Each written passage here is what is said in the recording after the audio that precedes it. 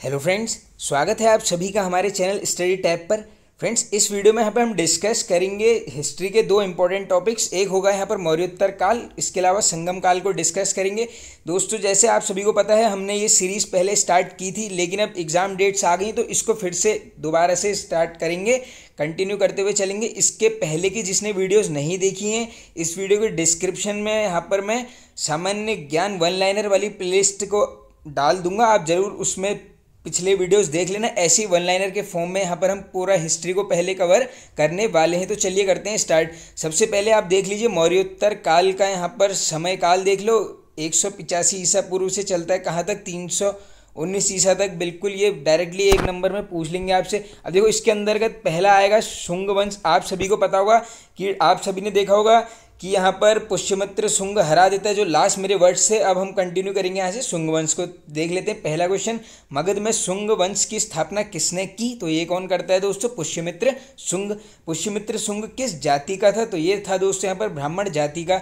शुंग शासकों ने अपनी राजधानी कहाँ स्थापित की? Very very important question. देखो, ये जो वंश आएंगे इसमें क्या करना है आपने, संस्थापक याद कर लेना है, इसके अलावा राजधानी और जो इनका अंतिम शासक होगा, इन तीनों को तो बिल्कुल एकदम रोक रोक के पॉज करके वीडियो याद कर लेना। चलते हैं आगे नेक्स्ट।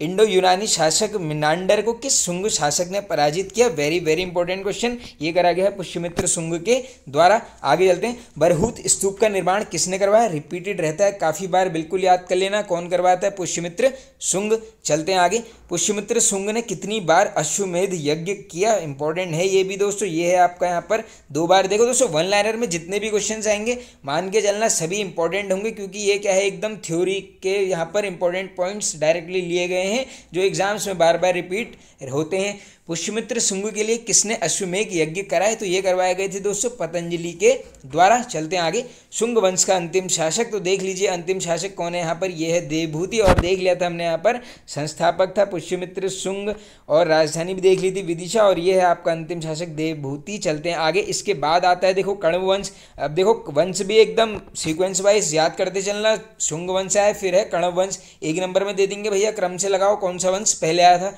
तो देख लेते हैं ये देवभूति की हत्या कब और किसने की? तो ये कौन करता है? 75 ईसा पूर्व में वासुदेव, और वासुदेव को ही क्या बोलते हैं यहाँ पर, कण्व वंश का संस्थापक। आगे चलते हैं। कण्व वंश का अंतिम शासक, तो ये है आपका सुशर्मा। देख लीजिए, स्टार्टिंग वाला याद कर लो, एंड वाला। और इसकी हत्या कौन कर देता है यहाँ पर?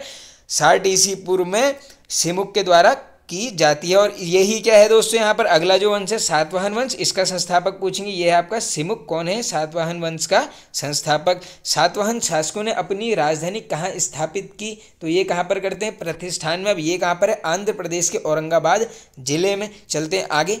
सातवाहन शासकों के समय के प्रसिद्ध साहित्यकार कौन थे? बन सकता है बिल्कुल ये हाल और गुणाढ्य। ये हाल वाला एक इंपॉर्टेंट क्वेश्चन आएगा। देखो ये आ गया। देखो, हाल ने कौन सी पुस्तक की रचना करी? तो ये की गई है गाथा सप्तशतक की। ये काफ़ी रिपीटेड रहती है जीके में। चलते हैं आगे। गुणाढ्य ने कौन सी पुस्तक की रचना करी? देख लो, ये दोनों ही इसके साहित्यकार थे। इसने करी यहाँ बृहद कथा की। चलते हैं आगे। सातवाहन शासकों ने किन धातुओं की मुद्रा का प्रचलन किया? तो ये किया गया दोस्तों चांदी, तांबा, सीसा, पोटीन और कांसा। देख लो, इन सभी की मिश्रित धातुओं का सिक्कों का प्रचलन था। चलते हैं आगे। सातवाहनों के समय में सर्वाधिक मुद्रा किस धातु की बनी थी? तो ये बनती है दोस्तों सीसा की। चलते हैं आगे। ब्राह्मणों को भूमि अनुदान देने की प्रथा का आरंभ किन शासकों ने किया? इंपॉर्टेंट है, बिल्कुल बन सकता है। ये किया गया है सातवाहन के शासकों के द्वारा। अब चलते हैं आगे नेक्स्ट। सातवाहनों की भाषा एवं लिपि कौन सी थी? भाषा पूछेंगे प्राकृत, और लिपि है आपके यहाँ पर ब्राह्मी लिपि। इसी प्रकार इनका समाज पूछ लेंगे कैसा था, ये था यहाँ पर मात्र सत्तात्मक। चलते हैं आगे। कार्ले का चैत्य, अजंता एवं एलोरा की गुफाओं का निर्माण एवं अमरावती कला का विकास किन शासकों ने किया? तो ये कौन करते हैं? सातवाहन शासकों के द्वारा। तीनों अलग अलग करके याद कर लेना, कुछ भी बन सकता है। चलते हैं आगे। सातकर्णी एवं अन्य सभी सातवाहन शासक क्या कहलाते थे? बन सकता है ये भी। ये है यहाँ पे दक्षिणापथ के स्वामी। इसके बाद आएगा आपका यहाँ पर यवन शासन। देख लेते हैं। भारत पर आक्रमण करने वाले विदेशी आक्रमणकारियों का क्रम क्या है? तो देखो, सबसे पहले हिंद, यूनानी, फिर शक, पल्लव और कुषाण। चलते हैं आगे। सेल्यूकस द्वारा स्थापित पश्चिमी तथा मध्य एशिया के विशाल साम्राज्य को किसने अक्षुण्ण बनाए रखा? ये सेल्यूकस निकेटर है दोस्तों। ये बनाया था किसने? एंटियोकस प्रथम के द्वारा। बना है क्वेश्चन ऑलरेडी। बैक्ट्रिया के विद्रोह का नेतृत्व किसने किया? तो ये कौन करता है दोस्तों? डियोडोरस प्रथम के द्वारा। चलते हैं आगे। भारत पर सबसे पहले किसने आक्रमण किया, ये कौन करता है दोस्तों, बैक्टीरिया का शासक डेमेट्रियस के द्वारा। और डेमेट्रियस ने भारत पर आक्रमण कब किया पूछेंगे, आंसर करोगे 190 ईसा पूर्व में। चलते हैं आगे। डेमेट्रियस ने भारत पर आक्रमण कर किन स्थानों पर अधिकार कर लिया, तो ये करा गया था दोस्तों अफगानिस्तान, पंजाब एवं सिंध के बड़े भागों पर। चलते हैं आगे। डेमेट्रियस ने अपनी राजधानी किसे बनाया, तो ये बनाया गया था दोस्तों शाकल को। और हिंद यूनानी या बैक्टीरिया यूनानी किसे कहा गया, तो ये बोला गया है शाकल को। ये सब फैक्ट कर लेना याद। चलते हैं आगे।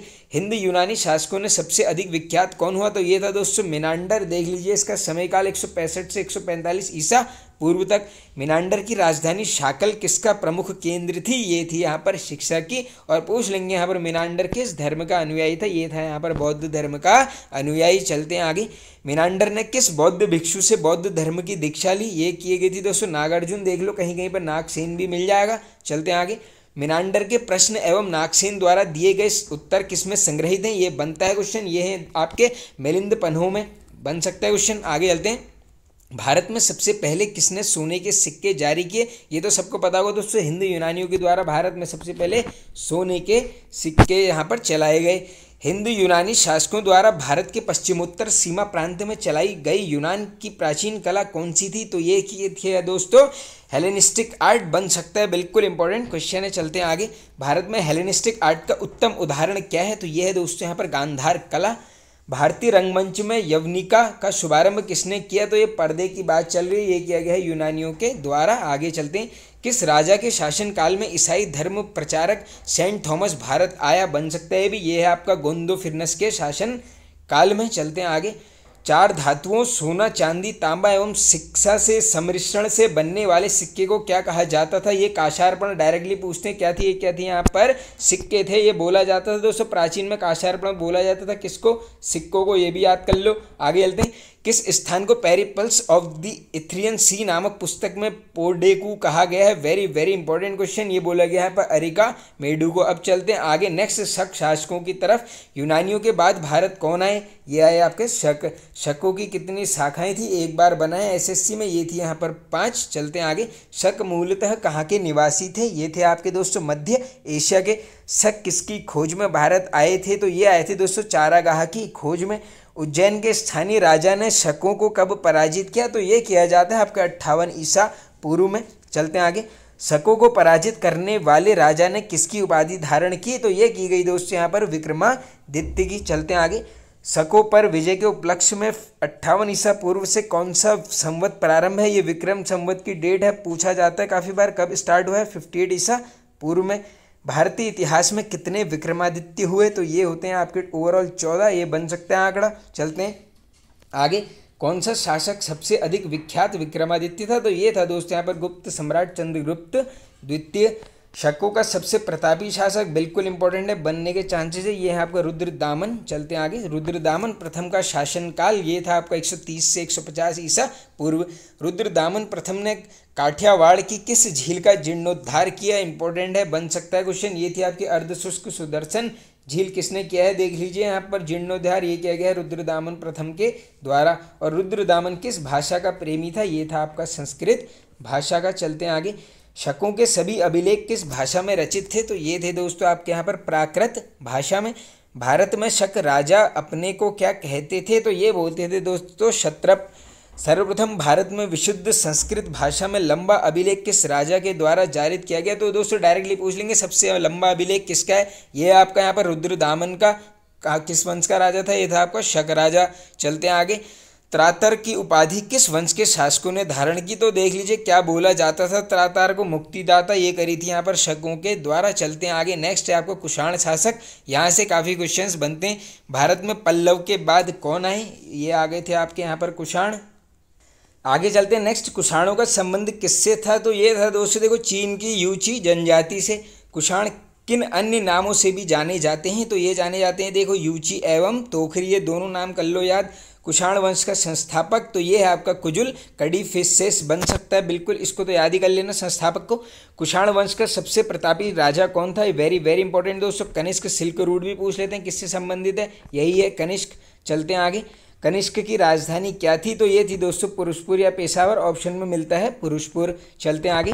कुषाणों की द्वितीय राजधानी पूछेंगे, आंसर करोगे यहाँ पर मथुरा। आगे चलते हैं। कनिष्क ने 78 ईस्वी में कौन सा संवत चलाया? अभी हमने ऊपर देख लिया था दोस्तों विक्रम संवत, उसकी डेट भी अब यहाँ पे याद कर लो किसकी, शक संवत की, किसके द्वारा चलाया गया? कनिष्क। कब? 78 ईसा में। चलते हैं आगे। भारत सरकार द्वारा प्रयोग में लाया जाने वाला संवत कौन सा है? वेरी वेरी इंपॉर्टेंट, ये है आपका शक संवत। चलते हैं आगे। बौद्ध धर्म की चौथी बौद्ध संगीति किसके शासन काल में हुई? तो ये मैंने आपको पैटर्न बताया था यहाँ पर संगीतियों का, ओ क और क, तो ये लास्ट में क आ रहा है तो सीधे पकड़ लिया। देखो हमने कनिष्क, मैं इसीलिए आपको ट्रिक बताते रहता हूँ, बाकी देख लो। चौथी कहाँ पर होती है सबको पता होगा, कुंडल वन में होती है। ये डायरेक्टली पूछ लेते हैं दोस्तों कहाँ पर होती है, कुंडल वन में। चलते हैं आगे। कनिष्क बौद्ध धर्म के किस संप्रदाय का अनुयायी था? ये था आपका यहाँ पर महायान संप्रदाय, सबको पता होगा। चौथी बौद्ध संगीति के बाद यहाँ पर बौद्ध धर्म दो भागों में विभाजित होता है। एक का नाम था यहाँ पर महायान, दूसरे का नाम था यहाँ पर हीन यान। ये सभी फैक्ट हमने बौद्ध धर्म वाली वीडियो में ऑलरेडी करे हैं, इसलिए बिल्कुल हिस्ट्री को भी स्टार्टिंग से देखते हुए चलते रहो। बिल्कुल देखो यहाँ पर सिंधु घाटी सभ्यता के ऊपर वीडियो अपलोडेड है, ऐसे ही वन लाइनर के फॉर्म में कंप्लीट किया है। वैदिक संस्कृति भी कर लिया है, मौर्य काल भी कर लिया है। अब ये है यहाँ पर मौर्योत्तर, इसके बाद यहाँ पर करेंगे गुप्त साम्राज्य को, उसके बाद सीधे चले जाएंगे हम यहाँ पर मध्यकालीन भारत। ऐसे ही देखो उत्तराखंड में भी चल रहे हैं हम, बिल्कुल हिंदी को टॉपिक वाइज कवर करते हुए चल रहे हैं। आज उसी क्रम में चौथा वीडियो अपलोड कर दिया है, बिल्कुल वहाँ भी आप स्टार्टिंग से चलते रहो। देखो दो वीडियोस डेली देखते रहो, जीएस की देखिए, हिंदी की, और दो देख लो आप टॉपिक वाइज। उत्तराखंड सब कुछ यहाँ पर कवर किया जा रहा है। इसके अलावा देखो अगर इम्पोर्टेंट आप बात करेंगे यहाँ पर कनिष्क से क्वेश्चन ये आ गया। देखो कनिष्क का राज्य वैद्य कौन था? ये था यहाँ पर आयुर्वेद का विख्यात विद्वान चरक। डायरेक्टली क्वेश्चन बनता है। और एक क्वेश्चन इससे बनता है यहाँ पर कि चरक संहिता की यहाँ पर रचना किसने करी? ये कौन करता है? चरक। चलते हैं आगे।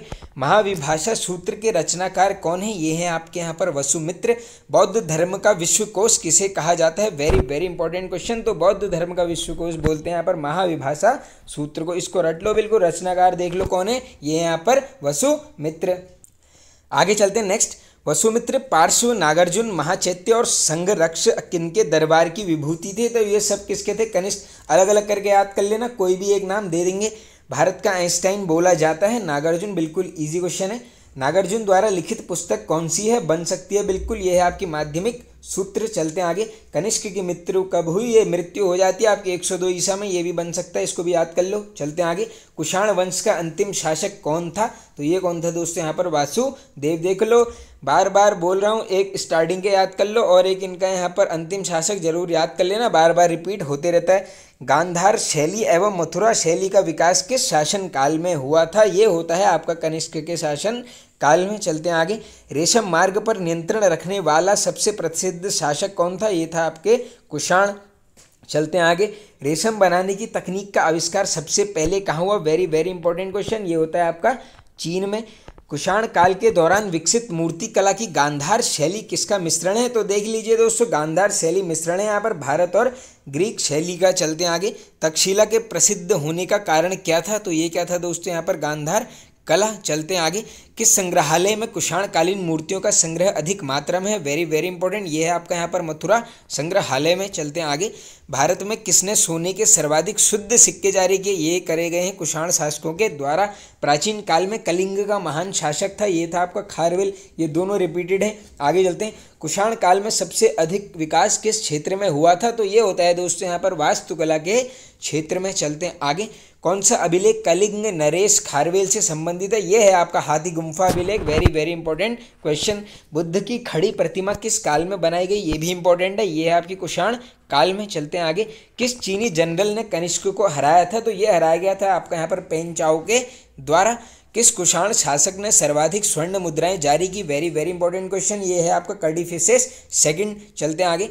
कौन सा शासक कनिष्क के बौद्ध होने के लिए उत्तरदायी था? वेरी वेरी इंपॉर्टेंट, ये है आपका यहाँ पर अश्वघोष। और लास्ट क्वेश्चन है इसमें, ये रोमन साम्राज्य के अनुसरण पर किस वंश के शासकों ने केसर की उपाधि ग्रहण की? वेरी वेरी इंपॉर्टेंट, ये है आपका कुषाण। अब चलते हैं आगे। यहाँ पर संगम काल देख लीजिए, कार्यकाल 1ली सदी से यहाँ पर 3री सदी तक ये चलता है। ये बिल्कुल इंपॉर्टेंट चीज़ें हैं, याद कर लेना। अब देखो संगम काल से भी बिल्कुल क्वेश्चन बनते हैं।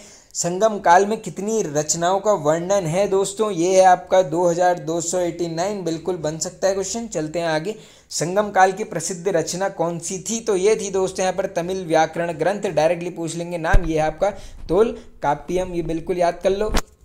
तोल काप्यम की रचना किसने करी, तो ये करता है यहाँ पर तोल काप्यर। देखो दोस्तों, वन लाइनर की फॉर्मेट में अगर हम यहाँ पर हिस्ट्री को कवर कर लेंगे तो काफ़ी बेनिफिट होने वाला है। एक तो यहाँ पर क्या होगा, डायरेक्टली इंपॉर्टेंट वाले क्वेश्चंस मिलेंगे आपको जो डायरेक्टली एग्जाम्स में यहाँ पर बनते हैं काफ़ी बार, वो सीधे सीधे हम यहाँ पर उनको कवर करेंगे। तो चलिए आगे चलते हैं। अब तोल काप्यम ग्रंथ किससे संबंधित है, तो ये है दोस्तों यहाँ पर देख लीजिए आप, व्याकरण और काव्य से। चोल वंश का सबसे प्रसिद्ध शासक कौन था, वेरी वेरी इंपॉर्टेंट, ये था यहाँ पर करिकाल।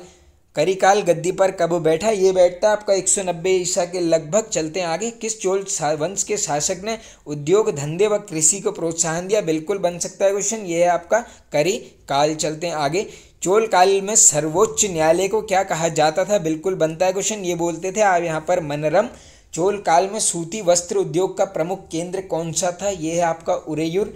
आगे चलते हैं। पांड्यों की राजधानी क्या थी, ये इंपॉर्टेंट है, ये थी यहाँ पर मदुरई। आगे चलते हैं। चेर वंश का शासन किस क्षेत्र पर था, ये था यहाँ पर केरल पर।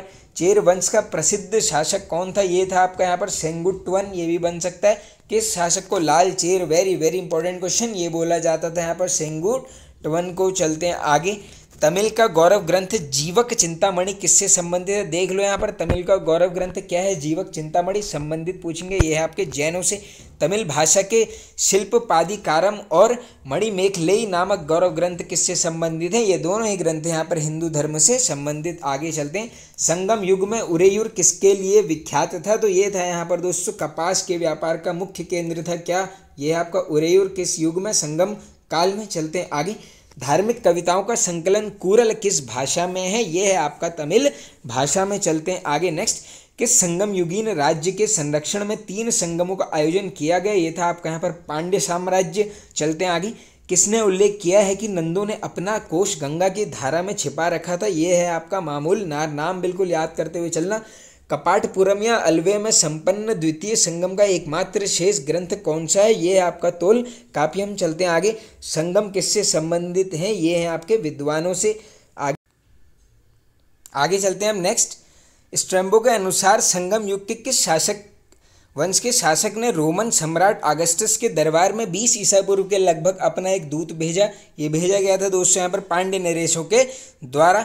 तमिल काव्य का इलियट कहा जाता है, वेरी वेरी इंपॉर्टेंट क्वेश्चन, ये बोला जाता है यहाँ पर शिल्पादिकारम को। आगे याद चलते हैं। तमिल काव्य का ओडिसी किसे बोलते हैं, ये बोलते हैं दोस्तों यहाँ पर मणिमेखलेई को। ये दोनों क्वेश्चन काफ़ी इंपॉर्टेंट हैं, याद कर लो। चलते हैं आगे। पोहर या फिर कावेरी पट्टनम की स्थापना किसने करी, ये कौन करता है यहाँ पर करिकाल। चलते हैं आगे। मुजरिस किस राज्य का प्रमुख बंदरगाह था, ये था आपका यहाँ पर चेर साम्राज्य का।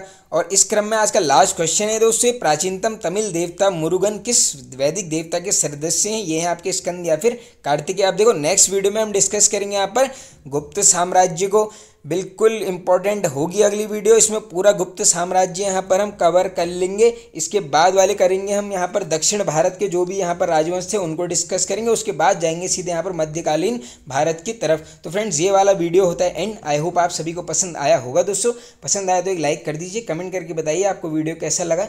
चैनल पर नहीं तो सब्सक्राइब कर लीजिए, बेल आइकन को प्रेस कर लेना। Okay friends, thank you.